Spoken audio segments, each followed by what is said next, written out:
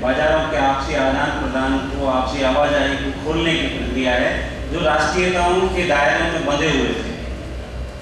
लेकिन ग्लोबलाइजेशन एक आर्थिक के साथ साथ एक सांस्कृतिक प्रक्रिया भी है, और चूंकि मेरा संबंध अर्थशास्त्र से नहीं है, इसलिए अर्थशास्त्र के साथ साथ मैं उस सांस्कृतिक प्रक्रिया पर ज़्यादा ध्यान दूंगा जो ग्लोबलाइजेशन के दौर में या वैश्वीकरण के दौर में शुरू हुई है। मैं अपनी बात की शुरुआत आर्थिक प्रक्रिया से ही करूंगा।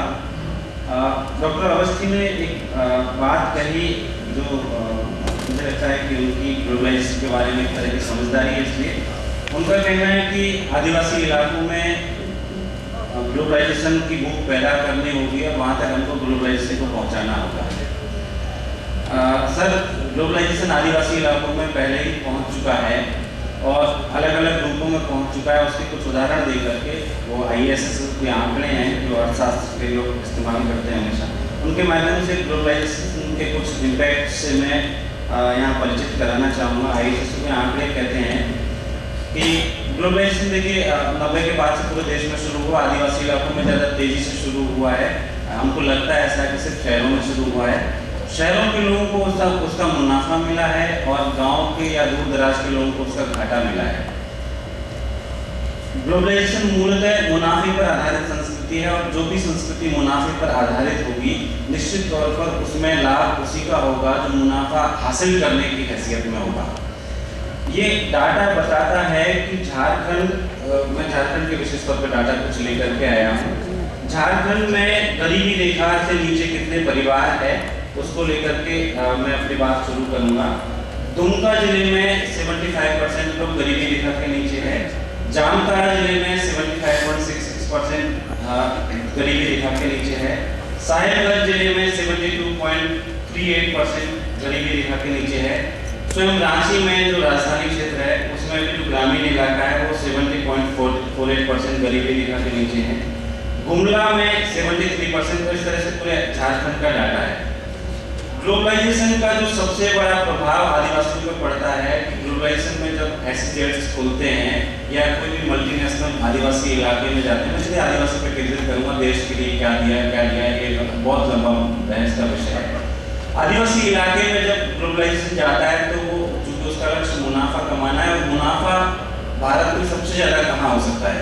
भारत में सबसे ज़्यादा मुनाफा है प्राकृतिक संसाधनों के दोहन से। आज किसी भी आप इंडस्ट्रियलिस्ट से बात करके देख लीजिए, पिछले 20 सालों में जब से प्रोफेसर KD स्वामी ने ठीक रेखांकित किया कि मनमोहन सिंह जब वित्त मंत्री थे तब से बड़े पैमाने पर शुरू हुआ है। तब से सारे उद्योगपतियों की नज़र जहाँ पर है वो है प्राकृतिक संसाधन, चाहे वो जल है, चाहे वो खदान है, चाहे वो जंगल है। उन जल, जंगल, जमीन जो आदिवासियों को परिभाषित करते हैं, उनके अस्तित्व के होने का परिचायक है, उन पर उद्योगपतियों की, और उद्योगपति देशी उद्योगपति भी है और बाहर के उद्योगपति भी है। जब से ग्लोबलाइजेशन शुरू हुआ है तो अब देशी और परदेशी में फर्क करना हमें बंद करना पड़ेगा, क्योंकि टाटा होने को देशी है, लेकिन टाटा के कारखाने आजकल आप देखें, अगर टाटा का पिछले 5 साल का रिकॉर्ड देखें तो पूरे अफ्रीका महाद्वीप में टाटा ने अपना जाल बिछा लिया है, अंबानी ने अपना जाल बिछा लिया है, और भी जो बड़े उद्योगपति हैं वो सब मल्टीनेशनल हो चुके हैं। इन उद्योगपतियों ने प्राकृतिक संसाधनों को अपना लक्ष्य बनाया है, और भारत में जब से आप देखेंगे कुछ सालों में कुछ प्रोटेस्ट भी इनके खिलाफ हुए हैं। जब से प्रोटेस्ट शुरू हुए उन्होंने विदेश की तरफ रुख किया है। अफ्रीका में अभी इतने प्रोटेस्ट नहीं दिखाई पड़ते हैं। जब SEZ खुलेगा या जब कोई बड़ी बिजली परियोजना शुरू होगी तो निश्चित तौर पर वहाँ पे रह रहे लोगों को वो जगह खाली करनी पड़ेगी। दरअसल ग्लोबलाइजेशन या उदारवाद शब्द में आप देखते ही लगता है कि एक शाब्दिक अर्थ जो निकलता है कि लिबरल हुई ये चीजें, आसान हुई ये चीजें, लेकिन आसान किसके पक्ष में हुई है ये हमको देखना पड़ेगा। जब से ग्लोबलाइजेशन शुरू हुआ है या लिबरलाइजेशन आया है तब से ये पूंजीपतियों के पक्ष में उदार हुई है, और इसका दुष्परिणाम ये हुआ कि हमारी सरकारें भी पूंजीपतियों के प्रति ज्यादा लॉयल है। हमारे सरकारों को चलाने के लिए जो पैसा आता है उसमें एक बड़ी हिस्सेदारी पूंजीपतियों की होती है। टाटा से, अंबानी से, बिरला से, इन सबसे डोनेशंस लेती हैं हमारी सरकारें, इसलिए नीतियां उनके पक्ष में बनाई जाती है। उनके पक्ष में नीतियां होने की वजह से होता यह है कि जब कोई डैम बनता है जब कोई बिजली परियोजना शुरू होती है, जब कोई खदान अलॉट की जाती है, तो इसमें किसके हितों की रक्षा हो, इस पर जब ये सवाल उठता है तो वो उन पूंजीपतियों की निगाह से सरकार इस सवाल को देखती है। जब से अब भूमि अधिग्रहण बिल बन गया है तो शायद चीजें कुछ बदलेंगी, लेकिन इससे पहले हुआ ये कि जितनी भी बिजली परियोजनाएं विभिन्न राज्यों में स्थापित की गई और ज्यादातर आदिवासी इलाकों में की गई, गैर आदिवासी इलाकों में हुई, लेकिन आदिवासी इलाके मुख्य तौर पर 20 साल में केंद्र में रहे। जितने भी खदानें खुली, चाहे वो कोयले की खदानें हो, चाहे दूसरे प्राकृतिक संसाधनों की खदानें, उन सारी खदानों से बड़ी संख्या में, उन सारी बिजली परियोजनाओं से बड़ी संख्या में लोग विस्थापित हुए। ये प्रक्रिया जो दुनिया भर में जहाँ भी खदानें बंद होती है, जहाँ भी बिजली परियोजनाएं चलाई जाती है, वहाँ पे विस्थापित लोग होते ही हैं। लेकिन दुनिया की सरकारें इसको लेकर के सजग होती है, अगर उनका लक्ष्य क्या है इसे निर्धारित होता है। जनरली हमारा लक्ष्य अगर उद्योगपति है तो हमारा लक्ष्य इतना होगा कि एसजेड की परमिशन मिल जाए, कि यहाँ पे बांध बनाने की, बांध की ऊंचाई बढ़ाने की परमिशन मिल जाए, या फिर कोई नई परियोजना की परमिशन मिल जाए। उसके बाद कौन कहाँ गया इसकी चिंता नहीं है, बस एक परमिशन मिली है, वहाँ पे लोग खाली कराया इलाके को और काम शुरू हो गया। भारत में ये बड़ी त्रासद बात है कि इन प्रक्रियाओं में जितने लोग विस्थापित हुए उनके पुनर्वास की कोई योजना सरकार के पास नहीं है। जो योजनाएं वो सिर्फ कागजों में चल रही है, अमली रूप में वो नहीं आ पाई है।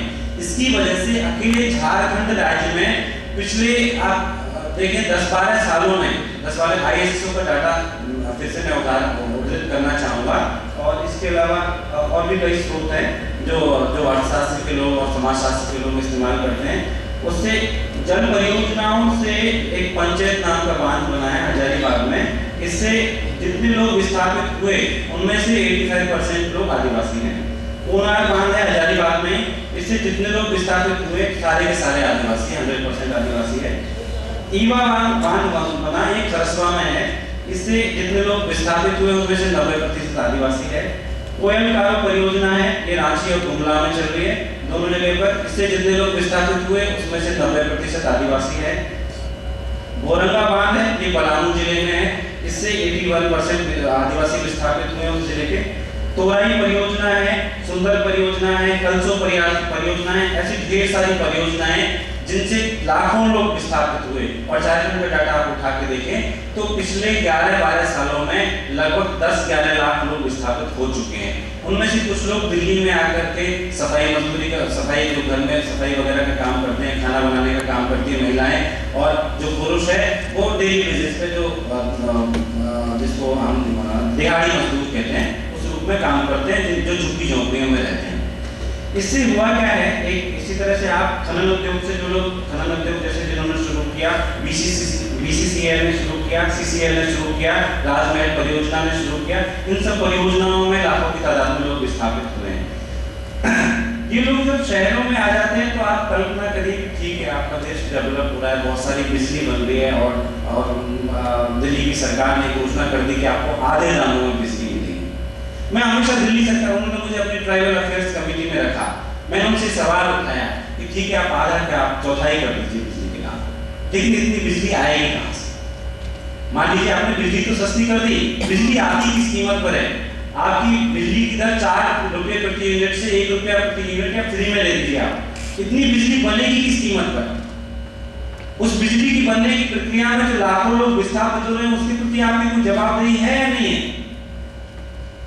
आप याद करें 5-7 साल पहले मेला पाटकर ने एक आंदोलन किया था नर्मदा की घाटी में। नर्मदा बांध की ऊंचाई सिर्फ 1 मीटर बढ़ने से कितने गांव उसके अंदर डूब गए थे, और मेला पाटकर की यही मांग थी कि इन गांवों को आप ठीक है बिजली बनाइए, लेकिन पहले इन गांवों के पुनर्वास की व्यवस्था कीजिए। अगर आपके पास पुनर्वास की कोई व्यवस्था नहीं है तो आपकी ये बांध की ऊंचाई को हम नहीं बढ़ाने देंगे। इसके लिए उन्होंने 21 दिन का अनशन किया। इसके बाद भी सरकार इतनी ताकतवर होती है वो किसी की नहीं सुनती, और वो उन्होंने बांध की ऊंचाई बढ़ा दी, और मध्य प्रदेश में ढेर सारे लोग, गुजरात में ढेर सारे लोग विस्थापन का शिकार हुए। अब मुझे बहुत दुख है इस बात का, जब मैंने अखबार में पढ़ा कि मेरा पार्टी आम आदमी पार्टी के साथ जुड़ गई। जिस पार्टी के पास में ये नीतियां नहीं है कि विस्थापन हुए, उसमें सिर्फ आदिवासी शामिल नहीं है। विस्थापन जब होता है तो तमाम लोगों को झेलना पड़ता है, लेकिन आदिवासियों के विस्थापन में और गैर आदिवासियों के विस्थापन में फर्क है। आदिवासियों का जो जीवन है, अगर आप ट्राइबल के बाकी कॉन्सेप्ट बजाय आदिवासी के या इंडिजिनियस के या एबोरिजिनल के दुनिया भर में जितनी सारी अवधारणाएं आदिवासी से जुड़ी हुई है, इसकी अवधारणा में जाए तो आदिवासी का जीवन ही जल जंगल जमीन से परिभाषित होता है। अगर उसके जीवन में से उसके जो संसार है उसमें से जल जंगल जमीन को आप हटा देंगे, आप उसको शहर की झुग्गी में डाल देंगे, तो उसका परिणाम क्या होगा कि जो संस्कृति, जो भाषा जिससे उसका जीवन चलता है, जो परिवेश, जो पड़ोस, वो सब कुछ छूट जाएगा। आप उसको मोबाइल दे दीजिए, मुआवजा दे दीजिए, मोबाइल और मुआवजे से उसका जीवन नहीं चल सकता। मुआवजा कितने दिन चलेगा? जिन जंगलों से, जिन पहाड़ों से, जिन नदियों से उसका जीवन परिभाषित हुआ, जिनसे उसका जीवन, वो जिन नदियों के साथ किनारे बैठ करके उसने अपना पूरा जीवन बिताया है, जिन प्राकृतिक स्रोतों का उसने कभी जिनकी रक्षा ही की है, कभी अत्यधिक दोहन नहीं किया, उन प्राकृतिक स्रोतों से आप उनको दूर कर रहे हैं और झुग्गियों में उसको डाल रहे हैं, जहां पर ना उसका कोई पड़ोस है, ना उसकी कोई संस्कृति है, ना उसका कोई व्यक्तित्व है, और धीरे धीरे वो घुट-घुट करके मरने को मजबूर है। साथियों, ये वैश्वीकरण या ग्लोबलाइजेशन के कुछ भौतिक बाहरी दिखाई देने वाले प्रभाव है, जिसकी अर्थशास्त्र में, समाजशास्त्र में, तमाम समाज विज्ञानों में बहुत बात है। ग्लोबलाइजेशन के कुछ ऐसे भी प्रभाव है जो बाहर से दिखाई नहीं पड़ते, लेकिन बहुत गहरे में आदिवासी जीवन को प्रभावित कर रहे हैं। जब मैंने अपनी बात शुरू की तो मैंने कहा कि ग्लोबलाइजेशन एक आर्थिक प्रक्रिया के साथ साथ एक सांस्कृतिक प्रक्रिया भी है। वो सांस्कृतिक प्रक्रिया किस रूप में है? आप देखिए, ग्लोबलाइजेशन में जो प्रोफेसर केडी स्वामी ने 5 पॉइंट रेखांकित किए कि ग्लोबलाइजेशन से आदिवासियों को यह फायदा हो सकता है। मैं वो 5 पॉइंट आपको दोहराना चाह रहा हूँ कि एक स्टैंडर्ड क्वालिटी एजुकेशन ग्लोबलाइजेशन से हो सकती है आदिवासी इलाकों में। उन्होंने दूसरा कहा कि ड्रॉप आउट रेट रोकनी होगी हमको। ड्रॉप आउट रेट अगर हम रोक पाएंगे तो शायद आदिवासी ज़्यादा डाटा के साथ बताया कि कितने सारे लोग ड्रॉप आउट के शिकार हैं। इसी तरह से उनको फाइनेंशियल इंक्लूजन ग्लोबलाइजेशन से हो सकता है, और आरक्षण को सही ढंग से को लागू करें तो इससे भी लाभ मिल सकता है। और 5वां पॉइंट उन्होंने कहा कि सोशल सिक्योरिटी ग्लोबलाइजेशन से आदिवासियों को मिल सकती है। अब मैं माफी के साथ प्रोफेसर केडी स्वामी और आप सबको ये कहना चाहता हूँ कि ये सारी योजनाएं जो प्रोफेसर केडी स्वामी के मतलब वो अच्छा सोचते हैं आदिवासियों के बारे में, और उनको उम्मीदें हैं ग्लोबलाइजेशन से, इसलिए उन्होंने इस तरह की योजनाएं सामने रखी। असल में ये सारी योजनाओं के खिलाफ है ग्लोबलाइजेशन। मैं ये करके आपको बताना चाहूंगा कि ड्रॉप आउट रेट की बात जहां तक है या क्वालिटी एजुकेशन की बात है, तो आदिवासी इलाकों में जितने भी पब्लिक स्कूल खुले हैं उनमें जो हमारे कहने को तो ज्ञान आयोग, मैं तो कहूँगा ज्ञान आयोग नहीं कुछ और ही आयोग था वो, जिसके अध्यक्ष सेन पित्रोदा थे, उनकी सिफारिश थी कि बच्चों की शिक्षा का मूल्यांकन आप उनके अंग्रेजी ज्ञान के आधार पर कीजिए। ये उनकी सिफारिश है। उनकी सिफारिश का भी कुछ असर हुआ, कुछ अंतरराष्ट्रीय दबावों का असर हुआ कि जितने भी स्कूल खुल रहे हैं, प्राइवेट स्कूल तो सारे पब्लिक स्कूल तो सब इंग्लिश मीडियम होते ही है, सरकारी स्कूलों में भी अंग्रेजी बहुत जल्दी ला दी गई। अंग्रेजी से हमारा कोई विरोध नहीं है, अंग्रेजी सबको सीखनी चाहिए, मुझे भी अंग्रेजी में बोलना चाहिए था, मेरी अंग्रेजी इतनी अच्छी नहीं है इसलिए नहीं बोल पा रहा हूँ। लेकिन मेरा विरोध इस बात से है कि आदिवासियों को उनकी भाषा में, या दुनिया भर के भाषा विज्ञानी, दुनिया भर के शिक्षा शास्त्री इस बात के गवाह है कि हर व्यक्ति को अपनी मातृभाषा में शिक्षा पाने का अधिकार होना चाहिए। एक खास उम्र होती है जब व्यक्ति भाषाएं बहुत तेजी से सीखता है, उस उम्र में उसको भाषाएं जरूर सिखाइए, लेकिन उसकी मातृभाषा से दूर करके उसके ज्ञान का मूल्यांकन उसके विषय ज्ञान के आधार पर कीजिए, उसके भाषा ज्ञान के आधार पर। इस भाषा ज्ञान के परिणाम में मैं ऐसे बहुत सारे इलाकों को जानता हूं, क्योंकि मैंने आदिवासी संदर्भों में पीएचडी अपनी की। इस दौरान मैं कई आदिवासी इलाकों में गया, मैंने देखा वहां पर कि लोग ड्रॉप आउट की जो वजह है उनमें से एक वजह अंग्रेजी को थोपा जाना भी है। आदिवासियों के बच्चे अंग्रेजी में पास नहीं हो पाते, गणित में भी पास नहीं हो पाते, साइंस में भी पास नहीं हो पाते, लेकिन अंग्रेजी भी उनमें से एक मुख्य वजह है। और इंग्लिश मीडियम जब आप कर देंगे तो उसकी वजह से आदिवासियों को स्कूल छोड़ना पड़ता है, पास ही नहीं हो, कैसे आगे बढ़ेंगे? जहाँ क्वालिटी एजुकेशन का सवाल है, प्राइवेट स्कूल जो खुलेंगे, देखिए मैंने फिर से दोहराऊं, ग्लोबलाइजेशन कोई समाज कल्याण की व्यवस्था नहीं है। जब निजी स्कूल खुलेंगे तो निजी स्कूलों का लक्ष्य होगा मुनाफा। मिशनरियों का जमान की बात अलग है और जो संघ के और दूसरे प्रयासों की बात अलग है। उन्होंने दूसरे उद्देश्यों से भी काम किया है, लेकिन निजीकरण जब गया है ग्लोबलाइजेशन के माध्यम से, तो निजी स्कूलों में जब तक उनको अच्छी फीस नहीं मिलेगी तब तक क्वालिटी एजुकेशन भी आपको नहीं मिलेगी। और आदिवासी जिसकी यहाँ निजी संपत्ति की कोई कॉन्सेप्ट नहीं रही, निजी संपत्ति का कोई अवधारणा नहीं रही, वहां को अच्छी फीस कहां से लेकर के आए। मान लीजिए स्कूल में वो जैसे जैसे माँ बाप ने अच्छी फीस का बंदोबस्त भी कर दिया, जहां से भी कर्जा लेकर के, और वो स्कूल में पहुंच गया। स्कूल में जो दूसरे बच्चे पढ़ते हैं उनका आदिवासियों के साथ व्यवहार कैसा है? ग्लोबलाइजेशन ने हमारे मूल्य बदल दिए। हमारा मूल्य अब समता नहीं रहा, हमारा मूल्य दिखावा हो गया है। एक अमीर का बच्चा दिखाएगा मेरे पास लेटेस्ट आईफोन है, ये i5 या जो भी आईफोन जो नया वाला एकदम, तुम्हारे पास क्या है? आदिवासी बच्चे को नीमता बोल रहा है उसका, उसके पास ऐसी कोई चीज नहीं। आईफोन कहां से खरीदेगा 40,000 का फोन? उसको वो उसके जैसे कपड़े नहीं पहन सकता। जो एक अमीर का बच्चा उसके जैसे आदिवासी कपड़े नहीं पहन सकता। वहां कपड़े पहनने की बहुत परंपरा लंबी नहीं है। उस पूरे परिवेश में अगर मान लीजिए स्कूल में इंग्लिश मीडियम में पढ़कर भी आ गया, उसके माँ बाप कैसे अंग्रेजी में उसको पढ़ाएंगे? माँ बाप कैसे उससे अंग्रेजी में बात करेंगे? ग्लोबलाइजेशन सिर्फ मुनाफे की तरफ बढ़ रहा है, दिखावे की तरफ बढ़ रहा है, और आदिवासी संस्कृति में मुनाफा और दिखावा ये दो चीजें रही नहीं। इसलिए आदिवासी उसके साथ में कोई तालमेल नहीं बना पा रहे, उसके साथ में चलने की कोशिश तो कर रहे हैं। ये बात सच है जो आप सबकी बातों से निकल करके आई कि ग्लोबलाइजेशन एक सच्चाई है, उसे हमें स्वीकार करना पड़ेगा। प्रोफेसर राजपुरोहित ने जो बात कही कि जो लोग इनकार करते हैं कि ग्लोबलाइजेशन से बचा, इसका सच बात है। अब आज की तारीख में ग्लोबलाइजेशन से आप बच नहीं सकते। वो आपके घर के इतने अंदर तक पहुंच चुका है, आपके समाज के हर कोने में पहुंच चुका है, उससे आप बच नहीं सकते। लेकिन ग्लोबलाइजेशन से हमारे रिश्ते कैसे हो, ये हमें निर्धारित करना है। उन रिश्तों को हम कितना समतापूर्ण बना सकते हैं, ये हमें निर्धारित करना है। दो तीन मुद्दे और जो प्रोफेसर के डी स्वामी ने उठाए ग्लोबलाइजेशन से, जो उनकी उम्मीदें थी कि फाइनेंशियल इंक्लूजन होगा। फाइनेंशियल इंक्लूजन ग्लोबलाइजेशन से कुछ नहीं होने वाला। बेसिकली वो मुनाफे पर आधारित व्यवस्था में फिर से कहूँ, इसलिए उससे आदिवासियों से जब तक उसको लाभ मिलता है, वो हो सकता है कि आदिवासियों को 30 रुपया मजदूरी मिलती थी, वो 200 रुपया मजदूरी दे देगा। लेकिन आदिवासियों को 200 रुपया मजदूरी नहीं चाहिए, उनको अपना जीवन वापस चाहिए, उनको अपने जंगल पहाड़ नदियां वापस चाहिए।